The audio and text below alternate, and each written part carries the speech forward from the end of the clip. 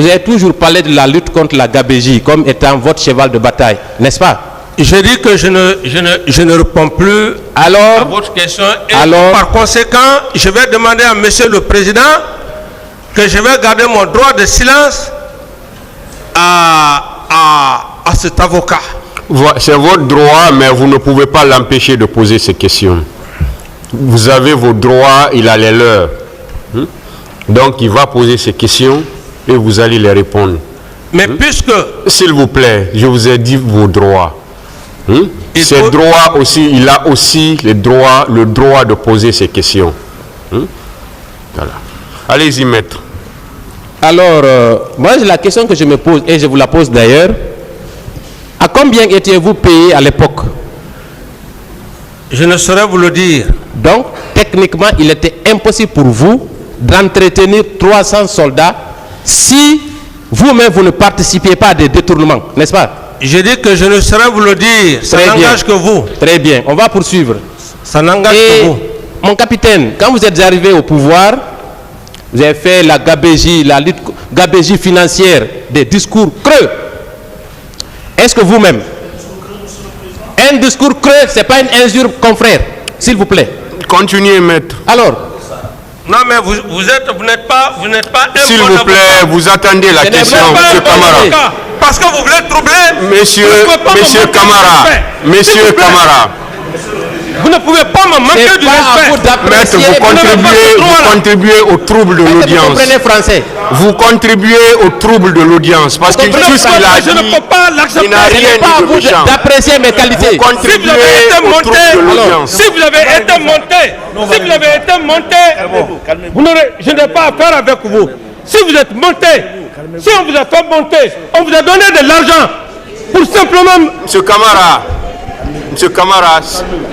vous êtes à la barre d'un tribunal. Monsieur le Président, s'il vous plaît, il ne peut pas me... S'il vous plaît, vous me laissez parler. Il ne peut pas. Vous me laissez parler. Voilà. Vous me laissez parler. Nous sommes dans une salle d'audience. Nous ne sommes pas dans un bistrot où tout est permis. Je vous ai dit vos droits dès à l'entame de votre interrogatoire. Vous pouvez répondre ou vous pouvez dire que vous ne répondez pas. C'est très simple. C'est très simple. Mais comprenez que celui qui vous pose des questions, il a aussi le droit de vous poser des questions. Et il va vous les poser. Vous êtes là pour répondre aux questions. Dès qu'il y a un terme offensant ou il y a des propos vraiment qui ne doivent pas être employés, là le tribunal va intervenir directement pour demander à ce que ces propos soient retirés, ou bien qu'on ne vous les dise pas. Mais il y a des termes vraiment qui ne sont pas du tout offensants. Dire un discours creux, ça, ce n'est ni un propos offensant, ça ne veut rien dire pratiquement. Si vous ne l'avez pas fait, vous pouvez tout simplement dire « je ne l'ai pas fait ». Ça ne demande pas à ce que les gens s'enflamment dans la salle. Pour troubler l'audience, ça ne veut rien dire. Ça ne veut rien dire. Discours creux, ce n'est pas une injure, ce n'est pas un propos offensant. Je pense qu'on peut répondre à ça, tout simplement. Et on ne peut pas dire que parce que je ne réponds plus, donc vous n'allez pas me poser des questions. Ça, les règles du jeu ici, ce n'est pas vous qui les donnez, M. Camara. C'est pourquoi je vous dis vos droits dès l'entame. Le tribunal est très patient, il vous suit. Pourquoi je vous ai dit, on va vous poser des questions de la façon la plus courtoise, de la façon la plus respectueuse. Mais de votre côté aussi, vous devez répondre de la même façon.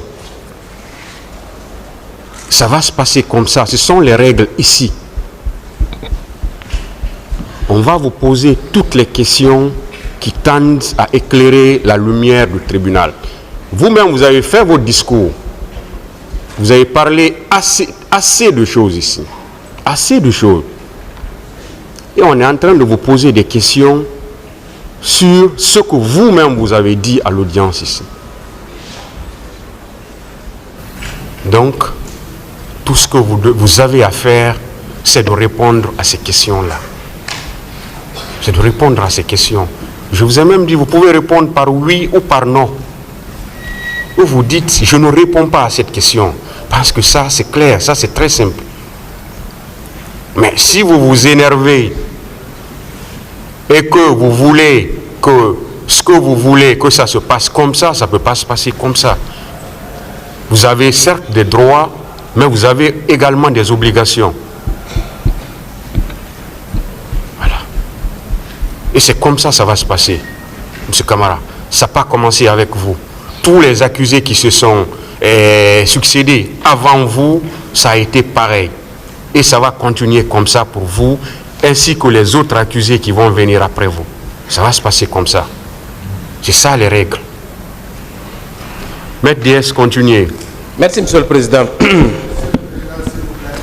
Continuez, Maître DS. Voilà, merci, Monsieur le Président. On va venir, lors de la prise du pouvoir, vous avez indiqué avoir reçu 22 millions de dollars, n'est-ce pas, mon capitaine?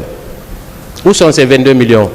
Je ne réponds pas à cette question. Est-ce que vous savez qu'il y a une procédure judiciaire qui est actuellement pendante à l'ORDEF pour justement rechercher ces 22 millions de dollars? Je ne réponds pas à cette question. S'il y a des commentaires, Monsieur le Président, quand je dis que je ne réponds pas à cette question, vous avez bien dit qu'il n'y a pas de commentaires. Et j'estime que j'ai aussi ce droit, Monsieur le Président. C'est pourquoi quand vous dites que vous ne répondez pas, restez là, s'il vous plaît. Quand vous dites que vous ne répondez pas, mais vous-même vous dites je ne réponds pas, mais vous continuez encore. Non, c'est parce que... S'il vous plaît, quand vous dites que vous ne répondez pas, attendez une autre question. Mais si vous-même vous dites je ne réponds pas, ou bien vous commencez d'abord par faire des commentaires, après vous dites je ne réponds pas. D'accord. Donc quand vous dites je ne réponds pas, attendez une autre question. Donc c'est pourquoi vous devez vous calmer. Continuez, maître. Merci, Monsieur le Président. Encore une fois.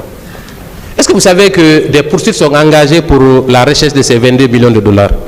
Je n'en sais rien. Donc, vous et le général Konaté, il va falloir d'un moment à un autre vous expliquer sur ces faits. Je passe. Lors de votre premier interrogatoire à la barre, le jour là vous avez demandé le renvoi pour cause de maladie, vous avez déclaré ceci. Un officier d'état-major est fait pour la prison et la guerre.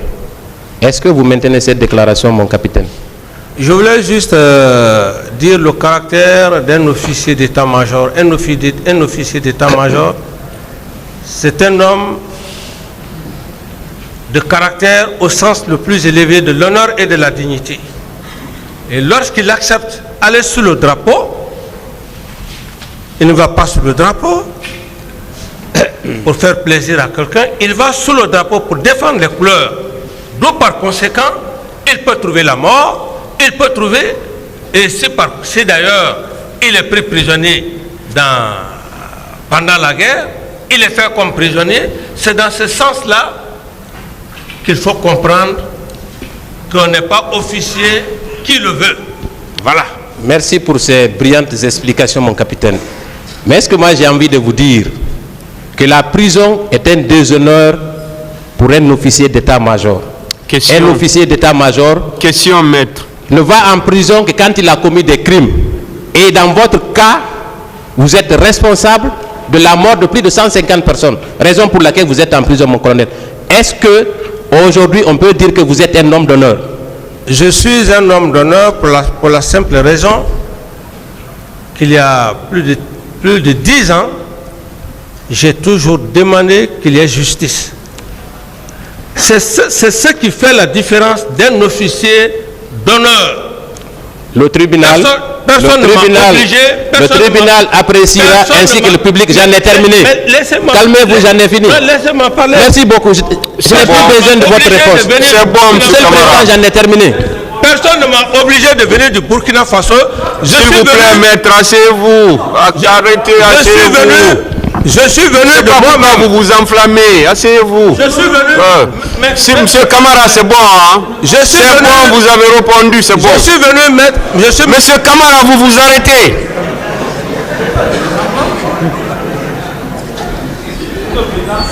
Si on vous dit de vous arrêter, vous vous arrêtez. Vous vous enflammez, maître. S'il vous plaît. Voilà. Et surtout, ne parlez pas tant que le tribunal ne vous a pas donné la parole. Si, parce que vous parlez, vous n'avez pas la parole. Le tribunal ne vous a pas donné la parole. Je ne sais pas pourquoi vous le faites. Votre client est en train de répondre.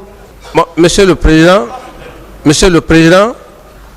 permettez-moi, et je vais juste dire un petit mot. Je l'ai dit, j'ai dit que le simple fait de venir, c'est de cela qu'on appelle un officier d'honneur. Il ne fait pas sa responsabilité. Répondu à cette question. Donc, si maître... Vous avez répondu à la question, maître. Monsieur Camara, vous avez répondu à la question. Merci, Monsieur le Président. Nous, depuis le début de cette procédure jusqu'à maintenant, en tout cas par devant vous, nous estimons que vous menez bien les débats. Mais nous souhaiterions vous soumettre une demande. Le respect. Le simple fait pour moi de venir ici, quand M. Toumba Diakité était à cette barre, le simple fait d'élever le ton a fallu des conseils de votre part vis-à-vis du respect dû au rang de l'accusé qui comparaît par devant votre tribunal. Cela a été fait publiquement dans cette salle. Quand bien même que Maître Pépé Koulemou que je suis n'avait pas avancé des propos déplacés à l'encontre de M. Toumba Diakité. Aujourd'hui, lorsqu'on traite de la même façon que vous avez pu encadrer hier nous concernant, je voudrais bien que nos confrères, tous ceux qui sont dans cette salle, se mobilisent dans le sens de l'encadrement que vous nous avez donné dans cette salle. Lorsqu'on tient, on dit à un ancien président vos propos creux, vos discours creux, nous estimons que c'est déplacé. Nous autres de la défense, nous estimons que c'est un langage déplacé. Ça, c'est d'un. Deuxièmement, lorsqu'on traite un accusé qui a bel et bien ses droits de ce que mon distingué confrère DS vient de communiquer vers la fin, nous estimons que ce sont des propos déplacés. Et nous devons nous adresser à qui? À votre autorité. À vous, Monsieur le Président, et les distingués assesseurs, pour que de tels actes se corrigent au fur et à mesure que ça se commet. Puisque nous nous rendons compte finalement que quand c'est ça, quand c'est comme cela que les avocats viendront poser des questions de manière à manquer du respect à notre client, il va adopter son droit au silence. Ce que nous ne voudrions pas. Nous voudrions bien qu'il réponde aux questions, mais lorsque les questions sont posées dans la courtoisie, la demande est que nous vous présentons une doléance de conseiller à toutes les parties que l'accusé qui comparaît a bel et bien ce droit au respect. Il a droit au respect. Si c'est les incidents, on est au procès pénal. Hein, le procès pénal n'exclut pas les incidents. C'est même le lieu des incidents. Ça, c'est connu de tous les pénalistes. Donc ici, nous voudrions qu'en retour, notre client qui comparaît soit respecté. Quand on lui pose des questions, qu'on ne pose pas, qu'on ne l'offense pas. Merci, Monsieur le Président. Il est offensé. C'est bon, ministère public. Il est offensé. Merci, Monsieur le Président.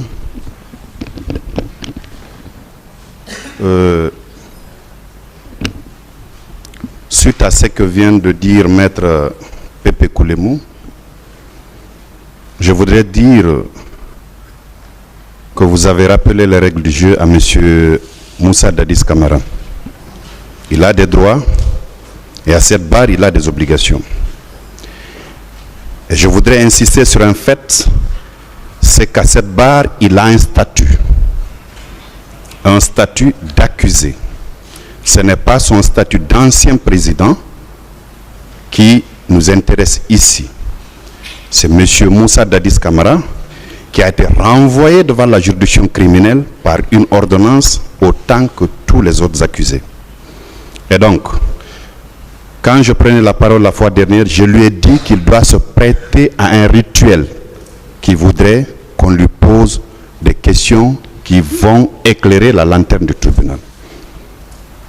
Et toutes les fois que nous autres partis, nous avons eu une attitude de nature qui ne cadre pas avec les rituels du palais, vous aviez bien voulu nous rappeler à l'ordre.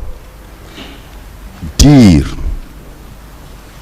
à un quelconque accusé qui comparait devant la juridiction qu'il avait tenu des discours creux, il n'y a rien d'offensant, il n'y a rien de désobligeant, il n'y a pas un signe de manquement de respect. Ce n'est qu'un qualificatif des discours qu'il avait tenus autrefois.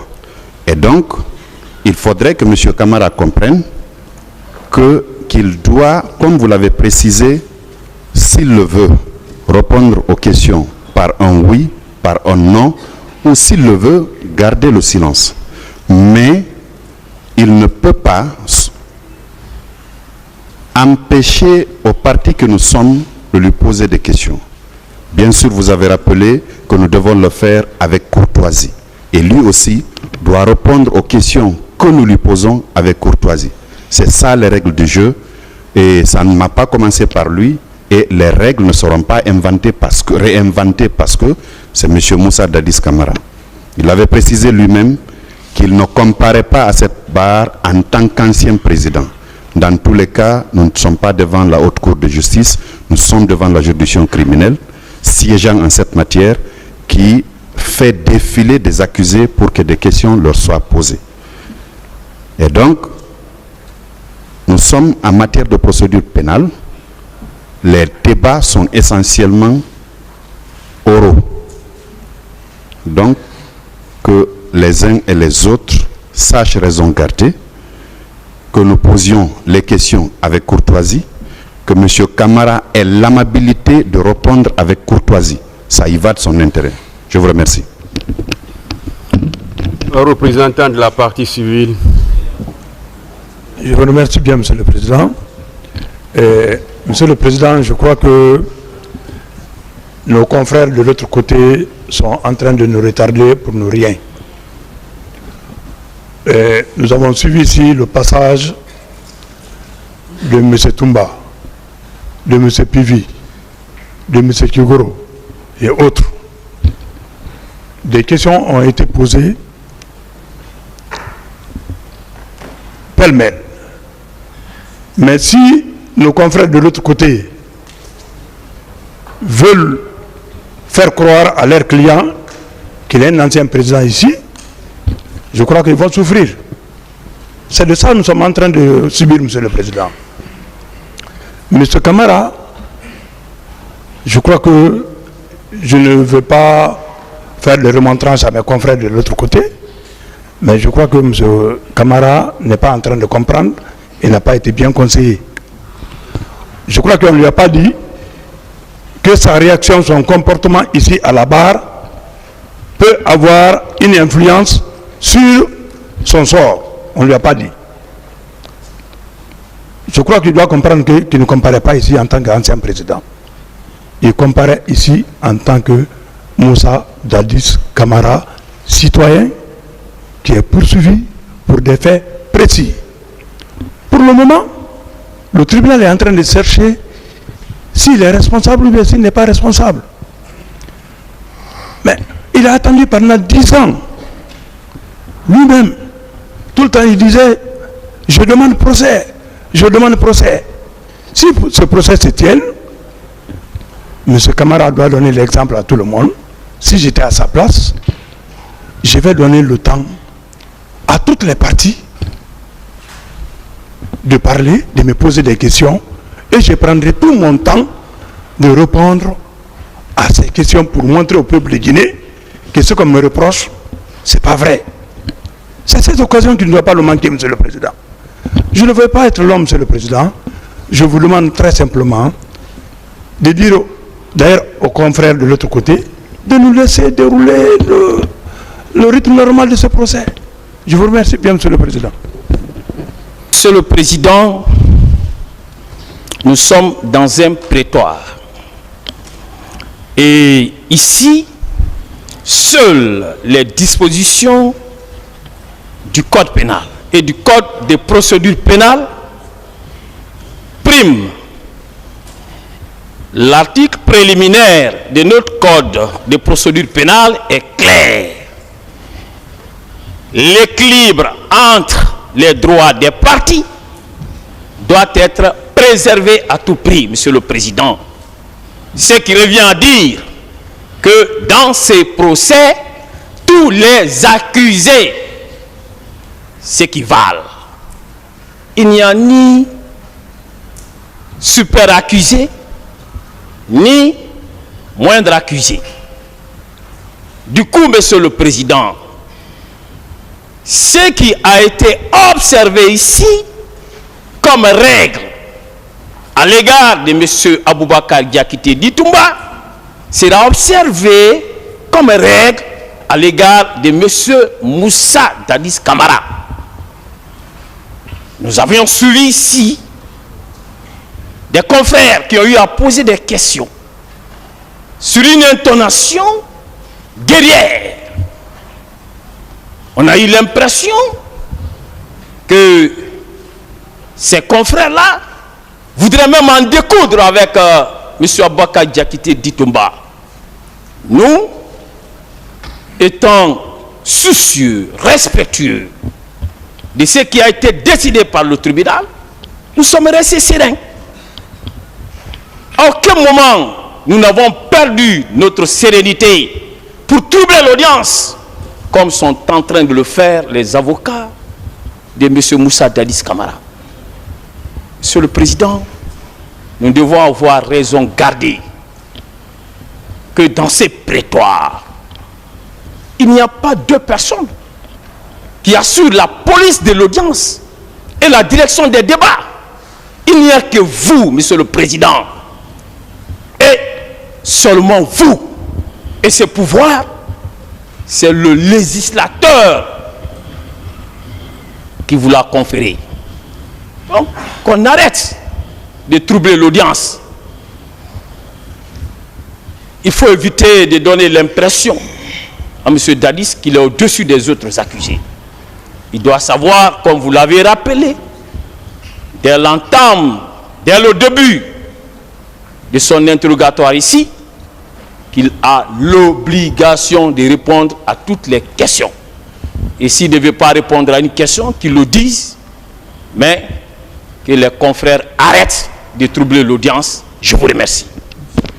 Monsieur le Président, c'est la défense qui a la parole. On continue. La défense a la parole. De chaque côté, on va. Allez-y, oui. La défense a la parole. Maître Sowogi, passez le micro à Maître Sowogi. S'il vous plaît. C'est le président qui me donne. Passez le micro, Maître. Merci. Merci, Monsieur le Président. Ce que moi je voudrais dire est très simple. C'est dans le même registre sur un autre plan.